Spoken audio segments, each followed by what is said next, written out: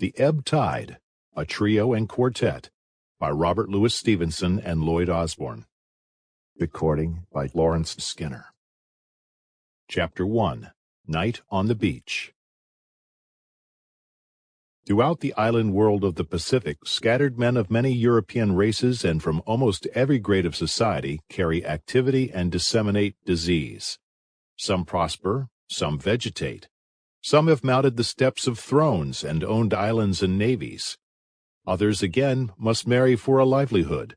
A strapping, merry, chocolate-colored dame supports them in sheer idleness, and, dressed like natives, but still retaining some foreign element of gait or attitude, still perhaps with some relic, such as a single eyeglass, of the officer and gentleman, they sprawl in palm-leaf verandas and entertain an island audience with memoirs of the music hall.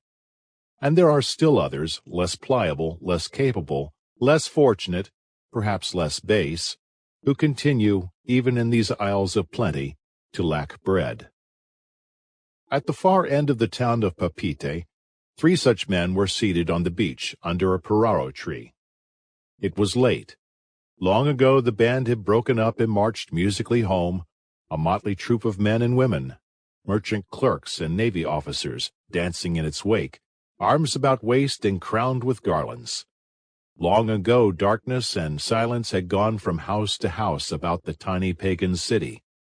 Only the street lamps shone on, making a glowworm halo in the umbrageous alleys or drawing a tremulous image on the waters of the port.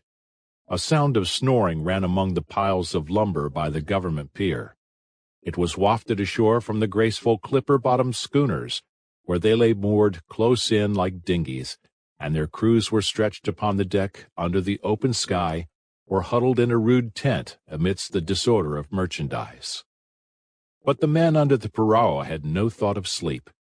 The same temperature in England would have passed without remark in summer, but it was bitter cold for the South Seas. Inanimate nature knew it, and the bottle of coconut oil stood frozen in every bird-cage house about the island, and the men knew it, and shivered. They wore flimsy cotton clothes, the same they had sweated in by day and run the gauntlet of the tropic showers, and to complete their evil case, they had no breakfast to mention, less dinner, and no supper at all. In the telling South Sea phrase, these 3 men were on the beach. Common calamity had brought them acquainted as the 3 most miserable English-speaking creatures in Tahiti, and beyond their misery they knew next to nothing of each other, not even their true names. Sample complete. Ready to continue?